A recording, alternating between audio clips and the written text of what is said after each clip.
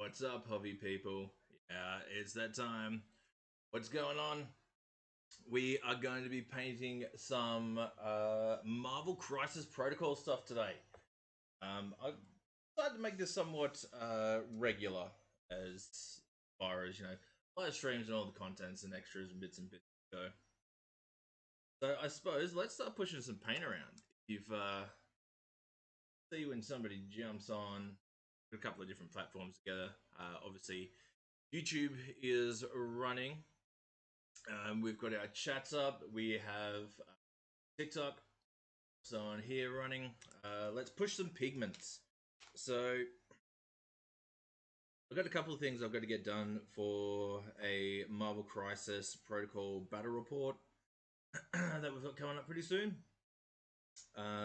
Usually I run X-Men because I am a child of the 90s and X-Men was a massive part of that. The animated series is kind of what clawed me in to the Marvel franchise. And then, of course, I swapped to DC because Batman is. So, yeah, I play X-Men. I've got a Captain America here. I've got to finish. I've basically slapped down some blues, some reds, those kind of things. But I'm also thinking about doing his shield in a non-metallic metal. But that will most likely be for a short. So I'll have to do that properly. So at the moment, let's do Black Widow. I got a black cat suit down last night. I built that up from a really dark purple. Don't know how well you guys can see. Yeah, super dark purple. Built that up into a I don't know, a little higher. Basically, I went from a black purple, built up the highlights, started adding some pale green blue, and made it up to turquoise. That last turquoise was just a touch of a bit of a glaze, just to give it some visual interest. But now I've got to do like skin tone, hair, non-metallics, leather. Got to finish off the boots and gloves. But I wanted the boots and gloves to be a little bit different, so I'm gonna start off with those because why not?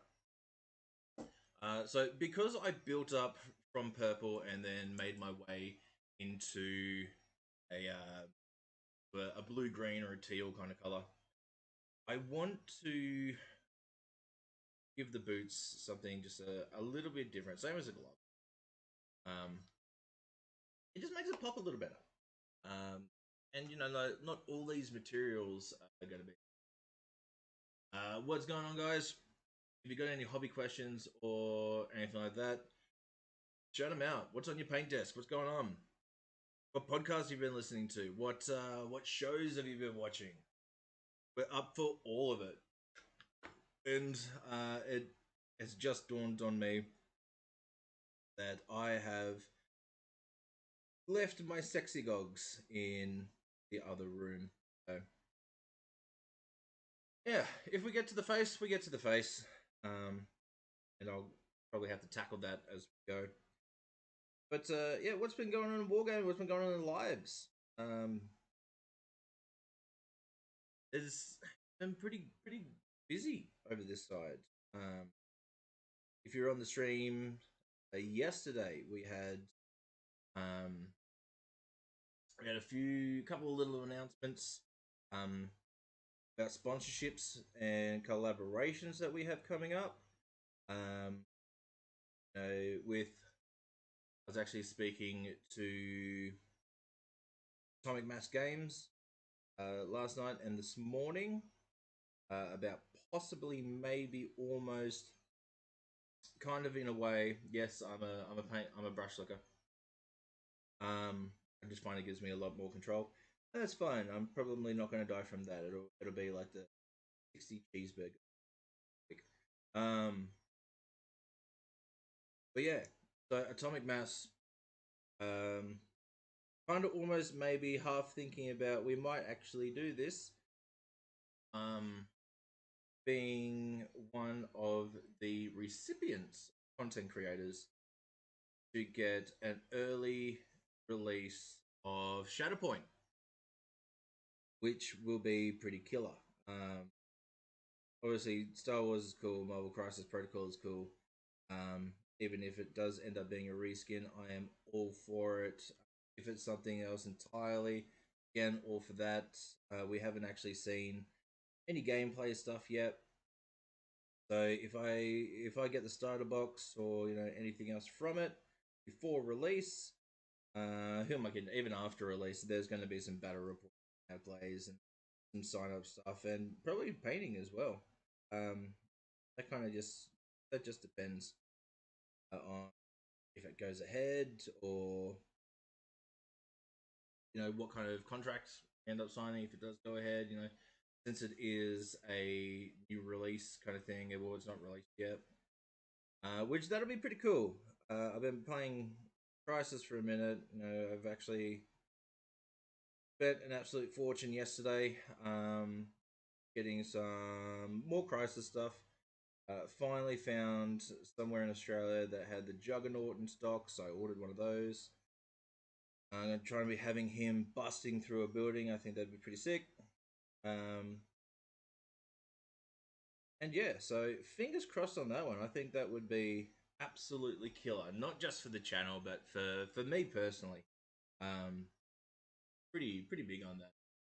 So what's going on out there? Like we've got a couple of people watching. It's always good. Throw up some likes, throw up some shares. Even if you don't, just let's have some hobby chats. So yeah, back into the sponsorship stuff. Kind of came out of the blue, or no, not really, not out of the blue. Let's be honest. I've got a kind of maybe almost project coming up with Scott the Miniature Maniac.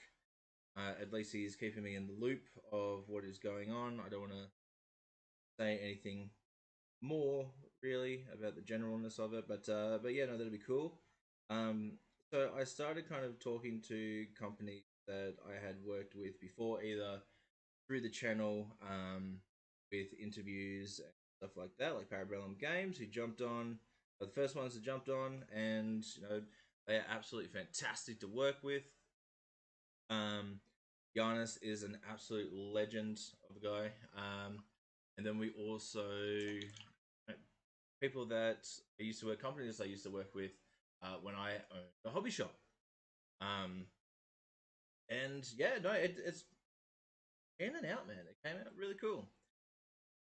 This year I'm really going to be pushing on the channel.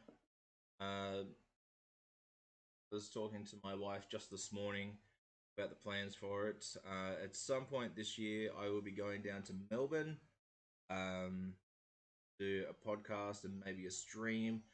Guys from Risky Rollers, so that's Dalton and Lockie. I won't be touching the yellow dice. If you watch Risky Rollers, I'm there. I won't be touching those yellow dice. I'll bring my own instead. Which that'd be absolutely, that'd killer. Those guys are amazing. They're hilarious, and they know their stuff, which is really cool. Like we find a lot of people kind of just regurgitate a lot of the same information in wargaming. You don't really come up with own opinions unless they're incredibly bad takes, like a bits. But these guys are fantastic, man. Dalton's been on the show, and since I'm in Melbourne, I haven't spoken to him yet. But might even try and get something going with Dean from Blog for the Blood Gods. Also been on the show, amazing guy.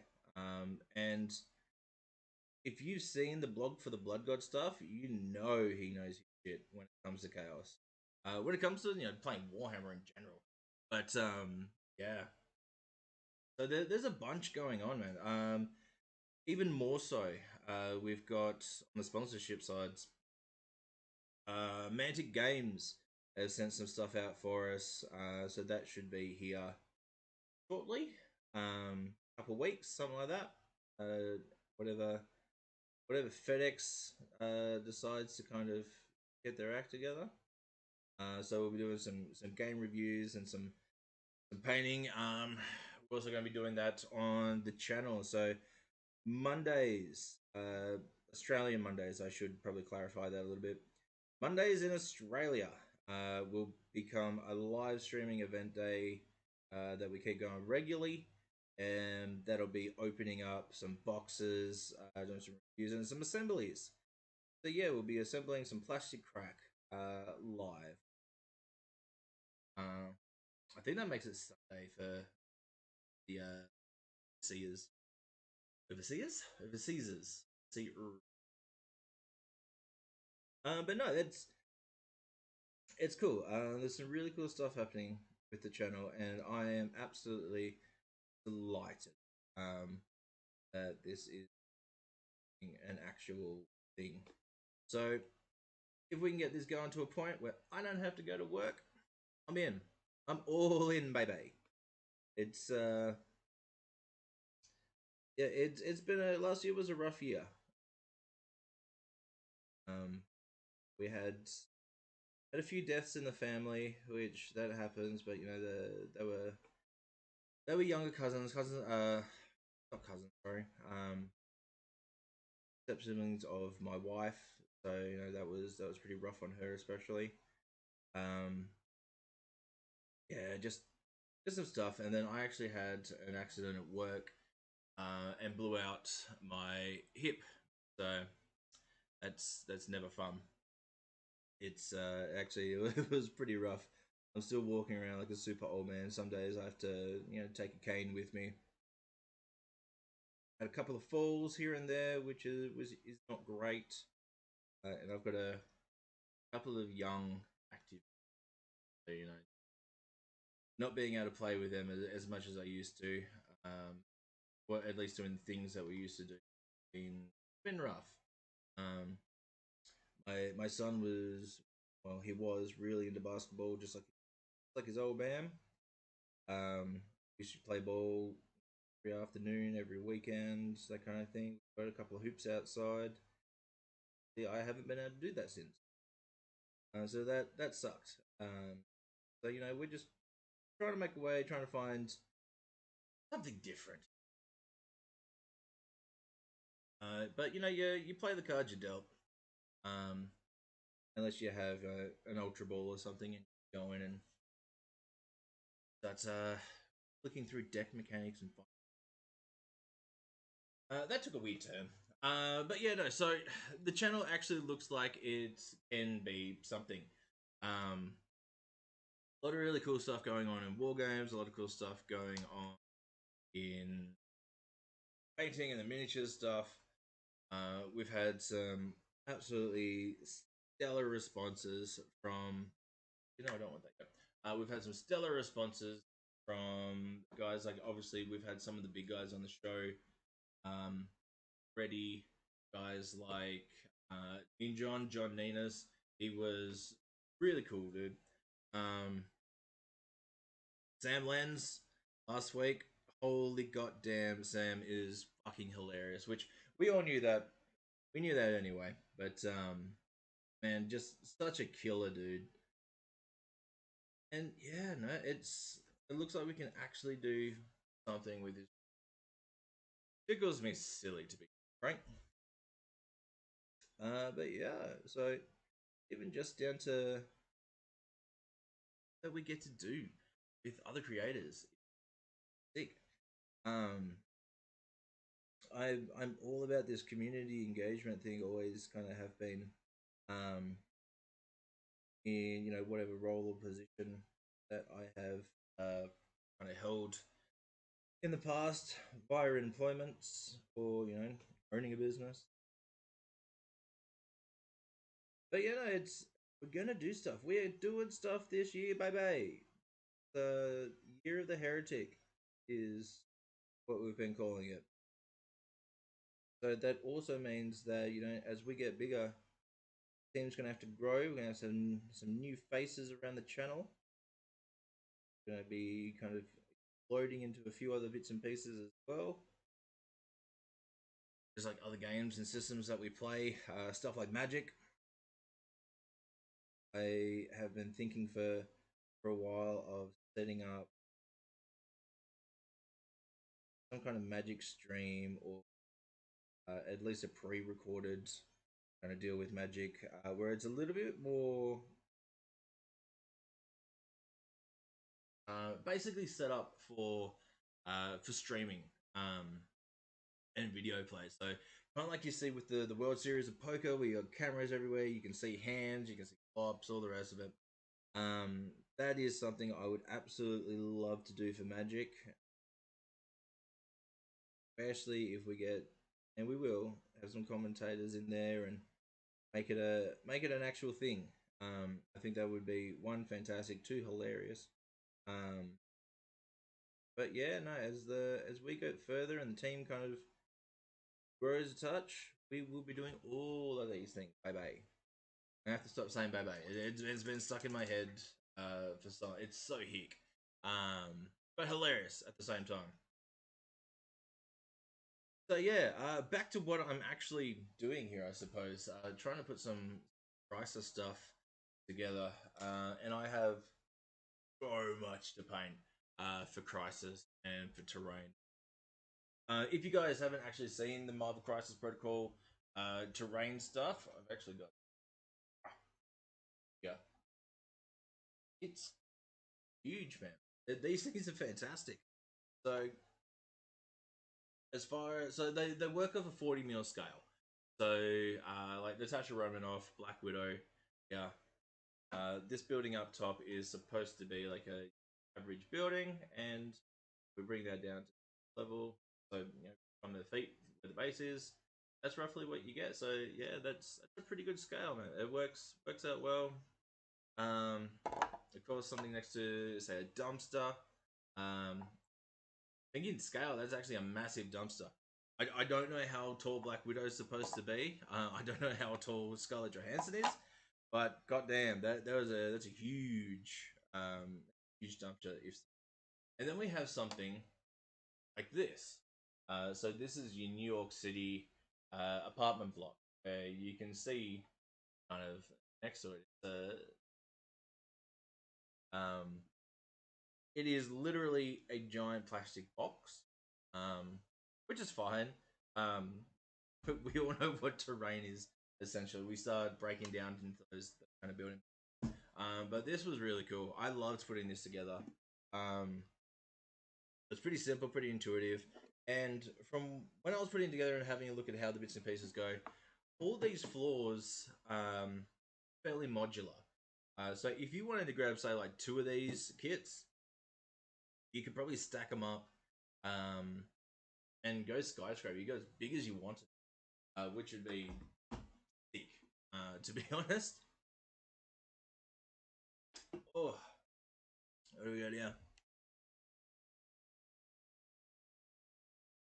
That I have absolutely got to say that I have absolutely loved the creator interviews. Ninjon was hilarious. Wishing you all the luck with the channel, John. Thank you, John. I think I'm actually subbed to your channel. Out of this world models and minis. So for you guys watching and you guys on TikTok, go and have a look at Out of This World models and minis. There's some cool stuff on there, man. I just love doing things, and I absolutely agree with you, John. John Ninas is absolutely hilarious. We see that a fair bit in Trapped Under Plastic, and kind of how he puts together his own videos. It takes a creative mind to kind of get into it. And John hasn't been painting for long. That was a big thing. It didn't ship me to tears, but I was a little bit jealous. So John Ninas didn't actually start painting until he was in like his mid-30s. He went instantly. Of course, my man, love your stuff. Thanks for jumping on the channel and having a watch and having a comment. But yeah, no. So John didn't actually start painting until he was like in his mid-30s. And we spoke about it a little bit on the show and a little bit after. About hyperfocus, because that's essentially what it is. Like John said himself, when he gets into something, he goes full ball sack. Loving the nerd shelf, man. I do read manga. Um, I haven't. I don't get a lot of time anymore to read as much as I want, and I am struggling to keep up with a comic series that I've been, as a kid. Although the new 52 kind of blew a lot of that out of the water. Um, just kind of restarting. But yeah, no manga. I read quite a bit in my time. At one point, I even tried to go back to my primary schooling and high schooling notes and try to relearn how to read in Japanese. Um, just because some of the books that I wanted to read couldn't get in English.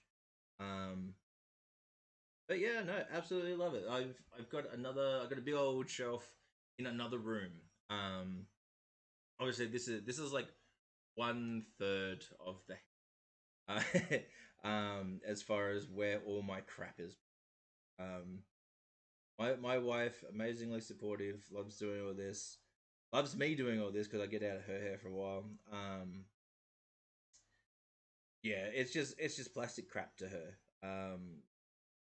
Everything, if it's one of mine, it's a comic. It doesn't really matter if it's a manga. It's just not her. It's not her deal, which is fine. She's somebody that literally lives on the crime channel. That's her thing. Real world crimes. She absolutely. But yeah, if you want to have a bit more of the nerd shelf, there we go. For everybody on YouTube, I'll swing back. You can check all that out too.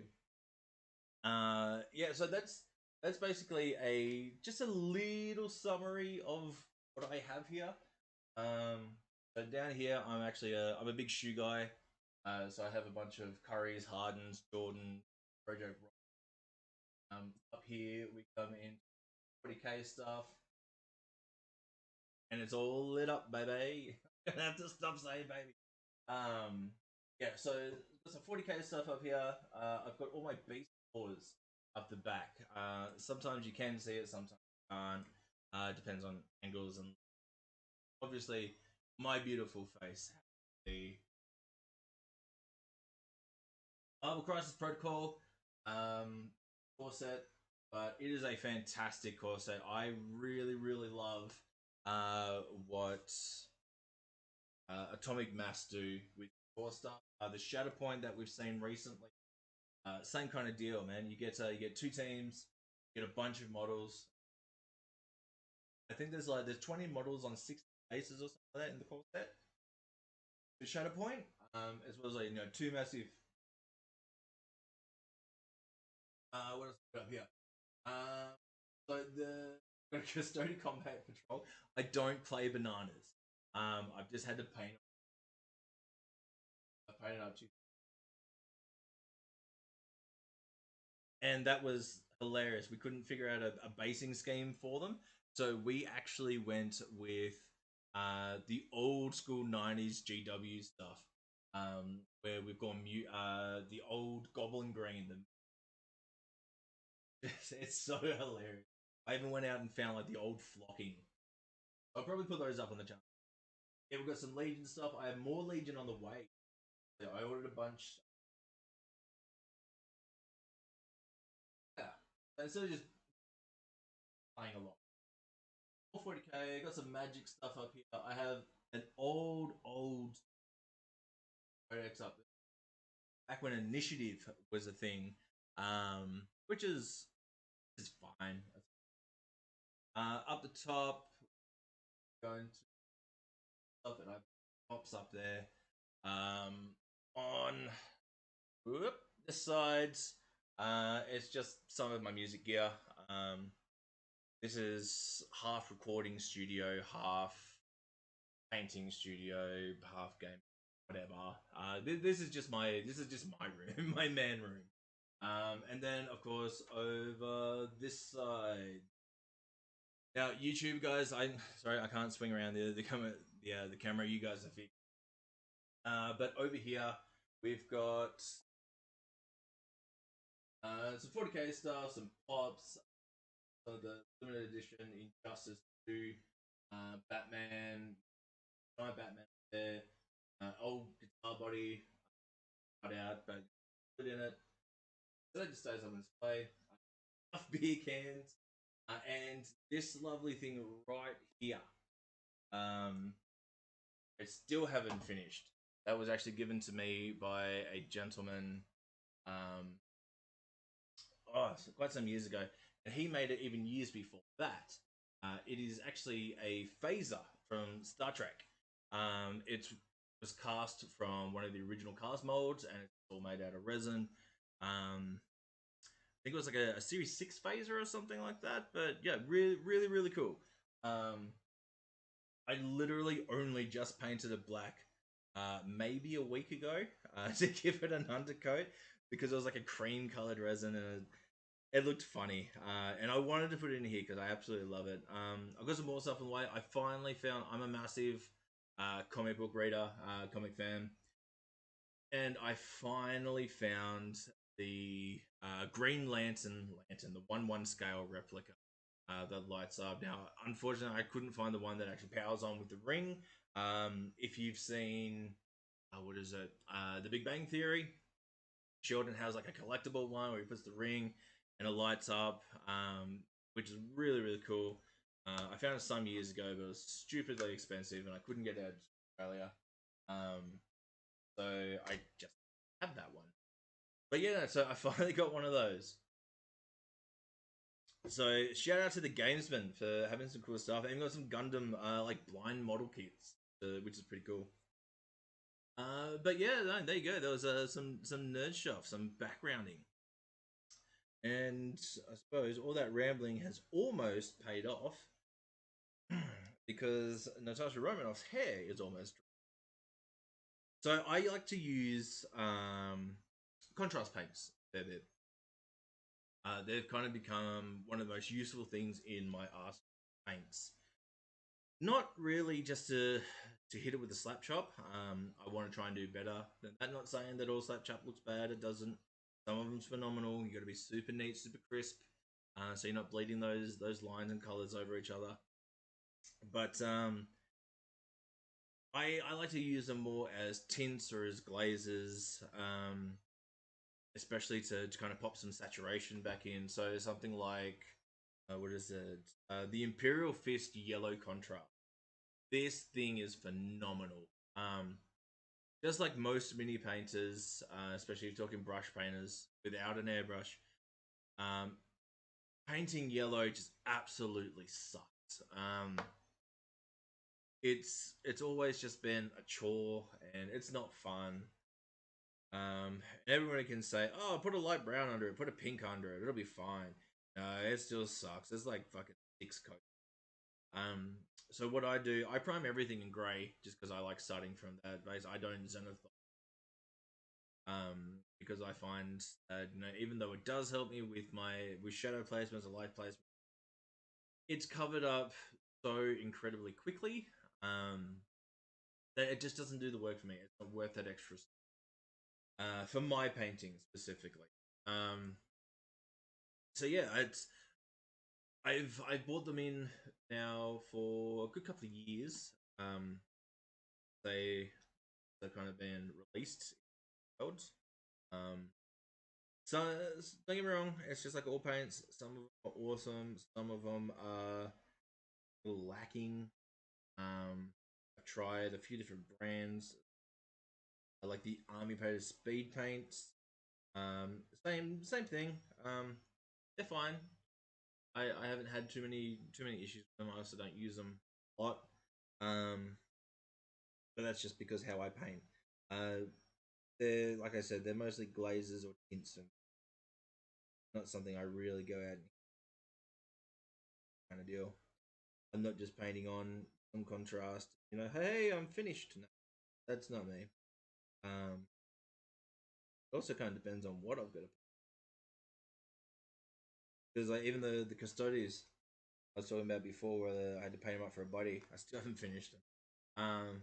They're so close. It's just bases. Um, Stuff like that, man. It's especially if I'm painting for somebody else. I would rather it take 6 months and it be like just one of the best possible jobs that I don't take on a lot of commission work, and that's why, because I do stress out a little bit over them, especially now that I've got the channel that's starting to pick up. I don't have the time in me to kind of put which is fine. So it just means that I get to spend time on my stuff, which is where the channel is greatly helping, especially now live stream stuff.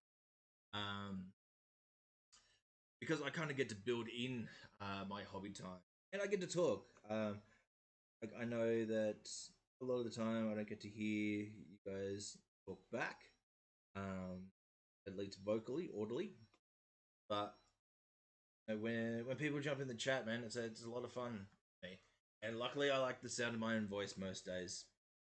I try and keep my accents to a minimum because I am half Cook Islander, and while I wasn't raised in the islands, um, every single time I talk to family or um, God forbid I find another islander where I live locally.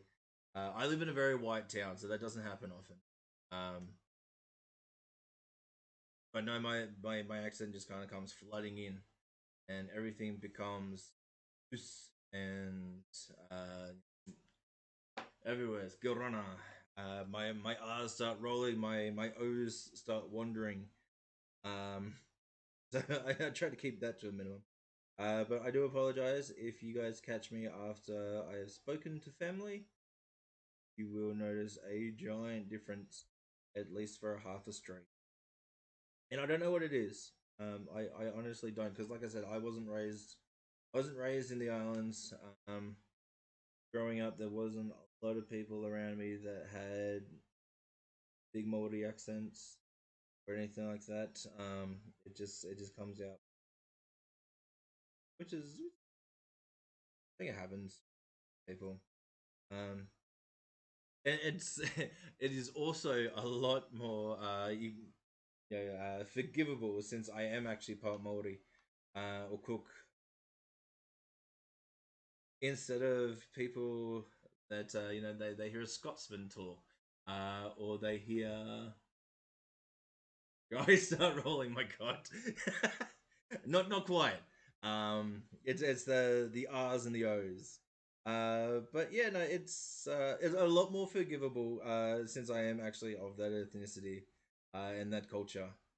Instead of people when they're traveling and they talk to a Scotsman, or they start talking to a an Irishman, and they just start kind of spitting out in syllables and syntax that they don't normally speak with, and somewhat become a parody of the person they are speaking to. It's like I was talking to Duncan Rhodes in one of our videos. If I had start hitting out with an English accent, um, I don't think that'd be appropriate. Is not the word, because I find a lot of things funny. But no, yeah, we probably shouldn't be parodying other cultures and sense. But you do you. Yeah, you want me to hear you talking like that? Can be a little bit forced, but I can do it. I can go back to when I'm talking with Kupu Tanata, and I go a little bit more do Rio. Um, but mostly it's a little bit forced. But no, you'll notice in the streams that my little accent comes out a little bit, mostly in R's. Not rolling I's, rolling R's. Um, but no, it's a lot of fun. Oh, So what's going on out there, YouTubes? We've got some people on the YouTubes watching. We've got some people on the TikTokers. What's going on out there? What's been up lately? What's on your painting desk? Hey, yeah, now you get it. Yeah, so what's on your painting desk? What have you been watching? What's come up in wargaming for you? Miniatures, just life, life in general. Life's a bit of a bitch. Um, not not overly fond of life at times. Um, it's got nothing. Don't be concerned for my mental health. I am just I'm a very dark. Um, always have been. Not so much to go in with shock tactic humor. I'm not. I believe what's his. I am not the Howard Stern of wargaming. Although I think that would be hilarious. I think that title actually belongs to Spiky Bits. Um, TikToks and YouTubes, you boomer. Look, man, I'm old as shit. I turned 33 in 3 weeks. I think it is. Um, I find it hilarious. Especially with like, so I have a couple of younger brothers. There's like 10 years, kind of in there. Um, and it's the difference between how we grow up and the times that we grow up is pretty hilarious. Um, like talking a lot about like woke culture and cancel cultures and stuff like that. And don't get me wrong, I do follow it. I do agree with the platitudes behind it. I don't want to get political in here, and I'm probably not. But so my brother's being a good 10 years younger than me. It's I don't know. It's just funny to me. Because they'll spit the same thing at me. Just hit me with a boomer, and then they'll walk through the door, or they'll call me, um, asking me about I don't know, stupid shit like boyfriend jeans, and Jorda's jeans. It's like, well, motherfucker, you're giving me shit for being a boomer, but you are going right back to the '90s, which is my wheelhouse. And I was a kid in the '90s. I was there for a lot of this stuff, man. I had frosted tips, spiked gelled hair, all this kind of thing. Um, big old fat jeans. We're back when everybody wore jeans that were at least 14 sizes too big. And even out in Australia, we had people running around um, in like NFL jerseys and stuff like that. I'm a big NBA fan. Um, so I shouldn't be joking. Like shit, like even my hat now is the Bulls. And we're not having a great season if you do follow basketball. What we got here, John? What are you up to, my man? Okay, so haven't had a chance to play MCP. Is it an easy game to get into? Yes, it is. If you guys want to check out Marvel Crisis Protocol, we're going to be having some more on the show. We've got some battle reports that we're doing. Like I said, I just got to finish painting up some stuff for it. But no, it is an absolutely fantastic game. If you come from, say, Warhammer or stuff like that, it's similar enough that you can pick up on things and interactions, just because you are used to that play out. Um, but the activations are different, obviously, in how things work. It is absolutely to play because it's a very relaxed. It's alternate activation, so it's kind of you go, I go, those kind of things. You activate a character, and basically, you get two activations. They have a bunch of different abilities. Even with the dice rolls, those interactions are really cool because you could use an attack, and then there could be an instance where if inside that roll you hit a wild and a crit, or two wilds and a hit, and you make up that specific call. There is an additional kind of response or ability that kind of comes to play with it, which is really really cool. It's incredibly refreshing. I haven't enjoyed a game this much since I came back to 40k. To be honest, I left there for a few years. 40k is fine. Look, I don't want to start shitting on GW like I did yesterday, because I don't hate GW. Some of the fan base is a bit gross, but I think it's a lot of fan bases are actually a bit. Um, and yeah, but no, it's GW is fine. I think there's some cool stuff. Power creep is a thing, but I would rather have that kind of thing, and have the game supported. This is a big deal, that we talk a lot about on the Monday night podcast, Wargaming Whenever, on Ordnance Wargaming's channel. Um, Talking about power creep and all those kind of things, but with the game, I would rather have it supported.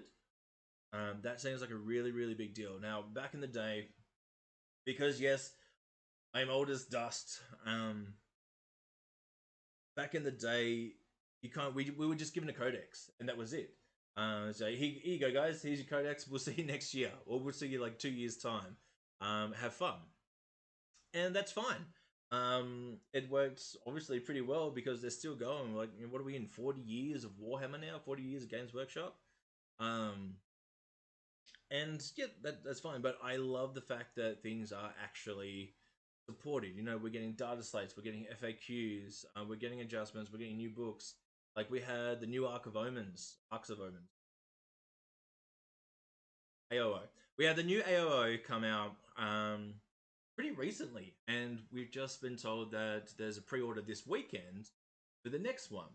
Um, Now I've seen a lot of people up in arms because like, oh, we just bought a new book and that just made that thing, kind of redundant. It's like, no, it didn't make it redundant because the new AOO stuff is kind of going on top of. It is adding to your experience. It's not changing it entirely.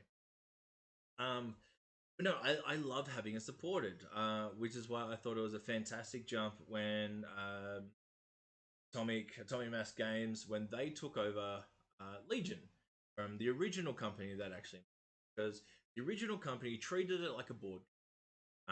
They put out the core set, they put out a few of the expansions, and that was it. That was literally it. There was nothing else after that. It's just kind of, we'll see you when we have a new product. But the stupid thing is, like, they weren't even doing it. Um, it wasn't a regular thing. It was, they weren't even remaking the kits, making them available in stock. If you missed out, you missed out, just like a board game. Unless it's Monopoly, and then you can pick like one of the 400 variants that they have at fucking Kmart alone. Yes, I'm Australian. We have the Kmarts. I think you guys would have a Walmart if you were overseas. Just silly, silly, silly, stupid little things like that. But no, it's fine, I suppose. You were Isaac. What's going on, my man? You really want to try MCP? It is fantastic. I have worked my way into now a little bit of a rambling about 40k in Games Workshop because old man yells at clouds, but no, honestly, it is a fantastic game. If you guys get the opportunity to try it, I highly recommend it. There are a few channels around at the moment that are doing battle reports. But if you want, actually, here we go. If you guys want a digestible battle report and a how to play the Marvel Crisis Protocol, go and check out Play on Tabletop on YouTube. Nick, Tack, Tycho, all these guys, JT, do absolutely fantastic, incredibly produced kind of shows, series, all those kind of things, and it is absolutely brilliant. If you've watched it for your 40k content, it's just it's really good, and they do the same thing they've done Legion on the channel. They've had Conquest, Flames of War, I think they've had on the channel, something like that. And Crisis Protocol. And they're just really, really. If you want to check something out as kind of like a lean into without spending some dollars, That'd be a fantastic one. Yeah, nihilistic sense of humor. That is 100% me. I I'm a little bit more Discordian if you want to get into some of the old out there philosophical ways of thinking. But no, the miniatures are absolutely amazing. So Isaac, just for you, my man, since you've come in and asked about it, I'm painting Natasha Romanoff at the moment. I've got Captain America to go, but this is some of the terrain for it. Like we've got the Daily Bugle and a dumpster, and they work off a 40 mil scale, and of course the New York City apartments, which are really really cool. I have been loving the shit out of this. Um, Even as new players, when I like, to be fair, I've been playing a bunch of war games for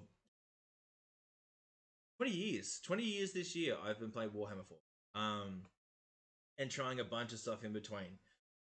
And it is, yeah, it honestly, it's one of the best war games that's kind of come out. But to be fair, since I have 20 odd years experience of playing like miniature games, I did pick it up pretty quickly, but I don't think that's much of a me thing, to be honest.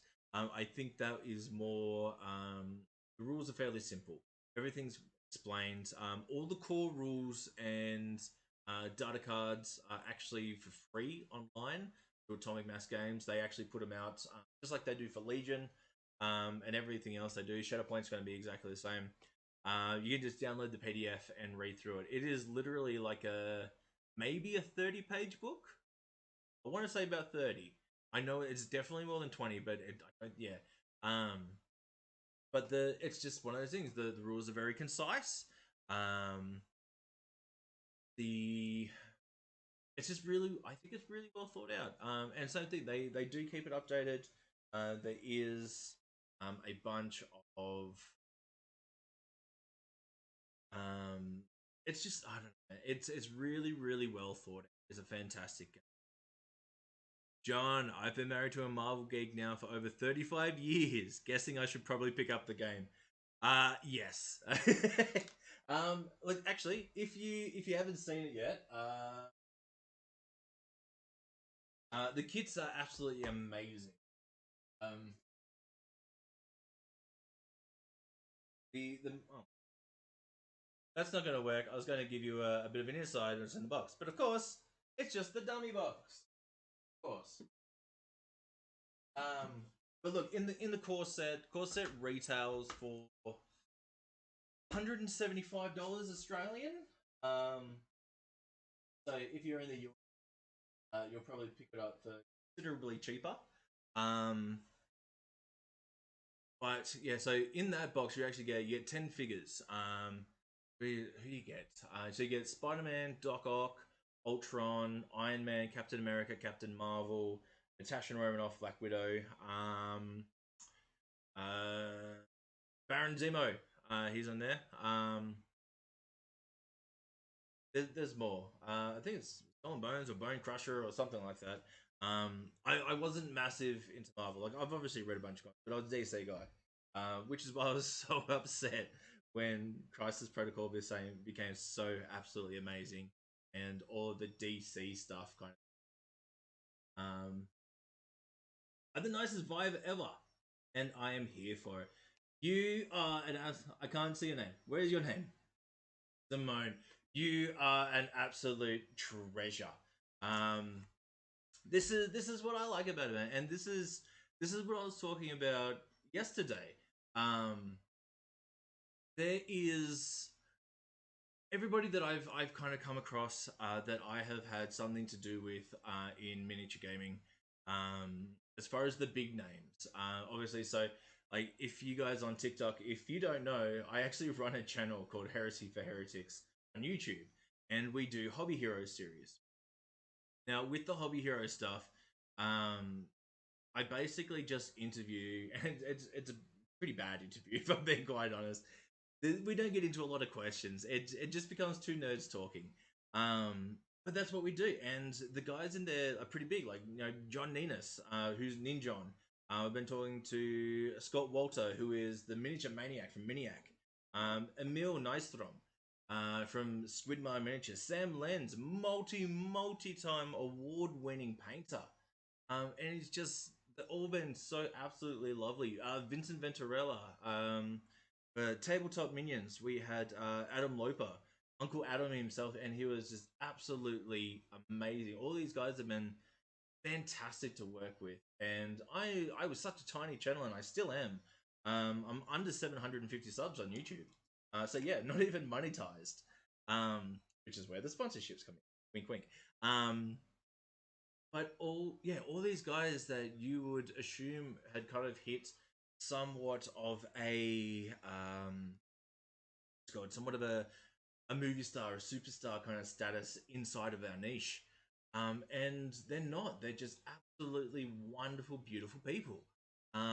Incredibly open and welcoming, and I have been absolutely so lucky to kind of to come in with these people. Um, and all I did was literally send them a message just saying, "Hey, I am a smelly Australian with a YouTube channel. Um, do you have 20 minutes to talk live?" And basically, they just come back and say, "Yes, yes, we do. When do you want to do it?" Um, and it's been cool, man. I I just love it. It's and they do too. Like my original intention was like, do you have 20 minutes? And we'll just talk about some things. I'll put questions together with that. And that very quickly evolved into not one episode being under an hour for these giant guys. Even Duncan Rhodes. So I feel like I can tell this story. I told it yesterday, but I think we have a new lineup in people here. Um, it's just so Duncan Rhodes, the Mister Two Thin Coats himself. I the day that I had an interview with him, there was a storm. There was a blackout on my street specifically. It was only my bloody street, um, and I was supposed to call him at. It was about 7 o'clock my time. We had no power, no internet, couldn't do a bloody thing. Even the cell phone kind of coverage out here was non-existent because the storm was just that bad.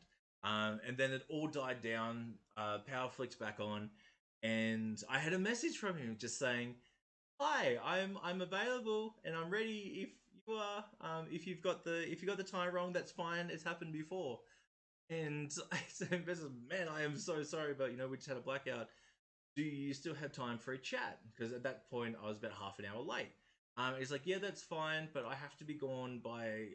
I have to be out of here at 10 o'clock my time for another appointment." He had to, leave the house and go travel, and that was fine. So, yep, cool. No, we'll jump on. I'll get everything together, and we will have, we'll have a quick 20-minute back and forward about the paint line and working at GW, all those kind of things. And even that ended up being almost an hour. Like he was way over time for running out and doing the stuff that he had to do. Because he was just so lovely, and I gave him a safe word. So this is a little housekeeping thing that I do on the channel when I interview somebody. Because I like to do it all in one shot. I don't like to edit things out. I don't. It doesn't feel genuine to me with an interview to start editing things. Um, I've done it once or twice when like I was an idiot and I lost a spot or that kind of thing, or somebody had to go to the bathroom. Um, where basically I give them a safe word, and the safe word is just it's something that we can. It's not going to come up naturally, but you could work it into a conversation pretty quickly. Um, and I gave him a safe word, and he didn't use it. I said like, no, if you really have to go, we're going to work this word in, and I'll wrap it up naturally, and I'll get out of your hair. Sorry for being late.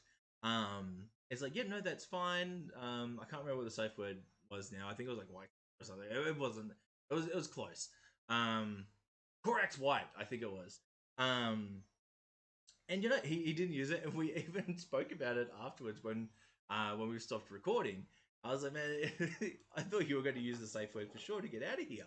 It's like I probably should have like 20 minutes ago, but we were just having but no, it was just everybody has been absolutely amazingly fantastic in miniatures, and I am so lucky that I now get to do this.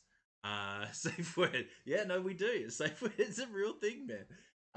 Yeah, I am so absolutely thrilled that there is companies jumping on that could actually make this somewhat of a constant reality for me. Like as I was talking about before a little bit, last year I had a workplace accident, and it's really hard to teach basketball when you can't walk properly. Um, but I'm going through rehabs and stuff like that, so things will get on the up and up hopefully. Um, but yeah, so to be able to do something like this, which I absolutely love, I love jumping on live streams and talking to people. Kind of like how you are now. Can't help being a great. See, that's what I absolutely love. It's just people talking about something that they're passionate about. I try to be. I am very transparent as a person. Um, which can be a negative at times. If you ask my wife, I am very blunt when something is not quite, and I do not mind who I am pulling up. But that's just me, man. It's one of those things. I prefer people like that as well, just because they where you stand. Um, but no, when somebody's passionate and genuine, and you get to talk to them, and you start siphoning off kind of what they give you, like a some kind of life force vampire. Um, it's just an amazing feeling, and I absolutely love being able to be one of the people that gets to do that. And I think that's what these live videos are going to somewhat start to turn out like. Um, because I've noticed a few things between today's stream and yesterday's specifically. I get next to no work done, zero work, as far as stuff that I have to do. Now, Mondays, Australian Mondays, I'm going to be doing like unboxings and opening stuff that I've either ordered myself or has been sent through by a sponsor. Just cracking open boxes, and I'll probably be assembling it as well. Because let's be honest, a box opening can be like 2 minutes, and you're done. But yeah, it's just cool, man. And then yeah, we're Wednesdays, so like a Yankee thing Tuesday, I think it turns out to be for you guys. Um, just I crack open some paints, probably paint some of the stuff that we've assembled on the previous Monday.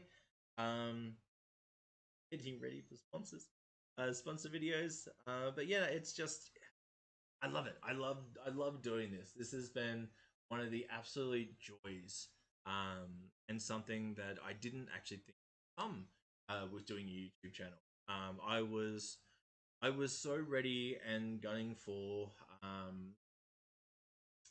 kind of the production side, doing videos and the recording, the filming process, the editing process, those kind of things, and then putting out something once a week, and it does or it doesn't work. Because the algorithm. So I don't know why I actually jumped in the way I did. Um, I have been doing a podcast now for a few months with the guys from Ordnance Wargaming. So that'd be Jono.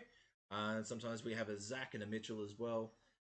And we do that on Monday nights. So sometime what's that? We're doing it on a Monday. It's probably a Sunday in the States. Um, and yeah, no, that is an absolute ball. And I think that's kind of what prompted me to do a lot more live stuff. Because I do get something that I don't get from doing just straight videos, and that's engagement. Like talking to you, Simone. Um, if I had just put out a video or a short, I wouldn't have got to talk to you. We wouldn't have been able to have a back and forward. Same with Isaac and John. Wouldn't have been able to have that same kind of interaction. Now I know that you can comment on videos, and then I can read it and I can comment back, but it's very different. Um, when we get to do it in real time. And that's actually why, like, I do have a Patreon. I don't push it a lot, um, because I don't think just yet I'm adding a kind of the value that you would need in order for to support Patreon, and that's fine. I'm not. I didn't want to do a Patreon from the perspective of kind of getting dollars dropped on me. Don't get me wrong; it would definitely help and make it a little bit more legitimate as far as what we could do and more supporter. But I was looking at it as a yet another platform, being able to speak to people directly, and being able to do things with them. Like one of my tiers for my Patreon is actually, you can host a show with me, so we can either jump on, um, we could do a call on Discord, and we talk just like we're talking now, in a live video, or we could record it or something like that, or um, we can jump on Tabletop Simulator and we can have a game, and we can record that and put it out for the masses. And I thought that was a fantastic idea because what I wanted was to be able to interact with where I live specifically. There is a local game shop because I started it and then sold it off. And that's still going, but it's still one of those things. I run very different times to my friend circle, and then my main playgroup friend circle is actually about 3.5, 4 hours away. So obviously, if we can't do it on TTS, we do stuff in person. Well, I don't. They do. They play a lot. But it's yeah, that's what I wanted. I love that community engagement. Now in my real life, I have actually been a teacher. I'm a music teacher. I was a music. I still technically am. I teach guitar now. I teach guitar to the disadvantaged and um, locally in my town through outreach play. I see. Um, and I've always loved that engagement. It's actually why I'm also trying to start up some of the affiliate programs like GW, where they send out affiliate pack and you can teach the kids how to assemble them, paint them, play the games. It teaches them a lot of different real life application of so things from engineering to arts, mathematics, theory, cognitive theory, all those kind of things. But again, it comes back to the community engagement. What I really love about this. Um, and it's also why I get absolutely nothing done. I've, God damn it. So Natasha, where are we at with Rome? Okay, basically I've just got like the non-metallic gold in the face to do. That's fine. I suppose finish off there. I suppose we got the boots and the gloves done. That's a start. Yeah. One of the positive sides of TikTok. It is. It really is. It's fun to get to chat with nice people you'd otherwise never meet. Crazy when you. It is, man. The internet has been absolutely insane. Um, when we start talking, um, about different things that with people that you would never ever come across in your real life. Um, I think that's why YouTube has always done so well as well. Well as well. Um, it's just yeah, it's connecting people. It's seeing and learning things from people that you otherwise wouldn't be able to see all the things like that is absolutely fantastic. The amount of different skills that I've found, like my painting, for example. So back when I started, I wasn't a terrible painter. When I very first started, I was. I remember the first mini painter was a space marine that came in the paint pack. But this was back in like 2000. Must have been 2003. Yeah, that's 20 years. So 2003. Um, and bust open this thing, and the picture was obviously ultramarines, and that's fine. So I did it. But there was no primer on the model. I wasn't thinning paints back then. Paints from Citadel were not fantastic. They weren't terrible, but they just weren't amazing. So like the ultramarines blue and the brush was hot. So the ultramarine fluid just kind of got, it almost looked like just dipped it in the pot. And then of course the yellow, but yeah. So technically I've been wet blending for a long time because I wasn't waiting for coats to dry. But yeah, no, that thing. But the skills that I've been able to pick up after that from playing and learning locally from where I was living at the time. And we had a fantastic painter there, Jay, and he'd show me a lot of skills and techniques. And I learned a fair bit off that. And I actually entered 2 years later, when I was like 15, I entered my first painting competition. And I came third in it. Now, I joke about this all the time. I came third out of two people, and it was in the children's. No, it wasn't. I was put into the adults single miniature category, where I did go up against Jay and a couple of other locally. And obviously Jay, I think he came first. Yeah, good old fishhook. He did well. But then I came third with a striking scorpion painted green, and then I did a pink to white gradient helmet. If you remember the old striking scorpions, like their helmets were kind of like up and around. And I did from pink to white, and then painted like freehanded some lines was on it, and it came third. It's actually something I want to do for the channel. I'm trying to find the old metal scorpion so I can kind of redo the paint job nearly 18 years which I don't know if anybody else is interested in that, but it's massive nostalgia for me. And since I am old as dust, thank you. At 33 in a couple of weeks, I think I live in a state of nostalgia, which is how I came to play Marvel Crisis Protocol, because I walked past and I said, hey, there's a Wolverine Warhammer. How the fuck is there a Wolverine Warhammer? And then I saw that there's a Gambit, there's a Deadpool, and instantly I was, you know what? I play this now, and I bought a bunch of stuff. Admittedly, I didn't play the game for for a while, but I had all the stuff for it because I love painting miniatures, nostalgia. So I did that, and yeah, and I know we've gotten off topic now, but yes, going back to the skill sharing that you get from YouTube, because you're learning from people that you wouldn't otherwise have the opportunity to. And it's the same now with these kind of platforms and being able to run live. It's the things that you would, people that you wouldn't be able to come across, wouldn't be able to have the conversation. That is just so much. So I think we are going to have to leave it there, guys. My time is like 20 to 1 in the afternoon. I've got to get some stuff done before I have to go and get my children from. I had an absolute blast with you guys. We will be doing this again. If you have found the channel just from today, hit a subscribe or a follow, or whatever platform you're on, and come back. This was an absolute ball for me. I know it's just kind of my voice over and over and over, but it's fine. I had fun, and thanks for joining me. We are going to be doing this, like I said, every week.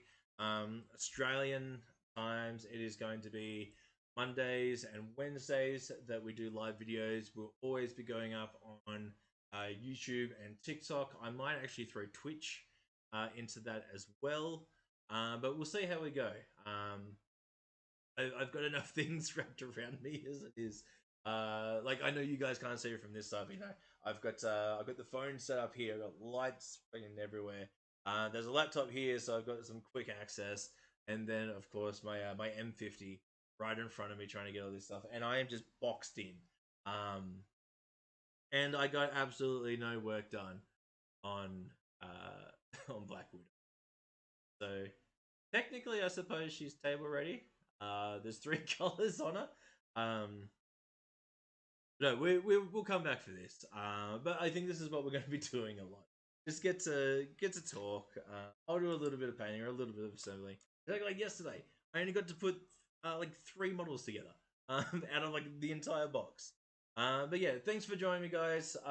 Would love to come back and chat with you again. So, like I said, Monday and Wednesdays. Today is my Wednesday, so whatever day this is, where you are, this is where we're going to be doing it, and then skip a day beforehand, and that will be our Monday. So we'll get to do it too there. Thanks for joining us, guys. I love you all, and I will see you next time. Thanks, man. I appreciate you, John. Thanks for jumping in.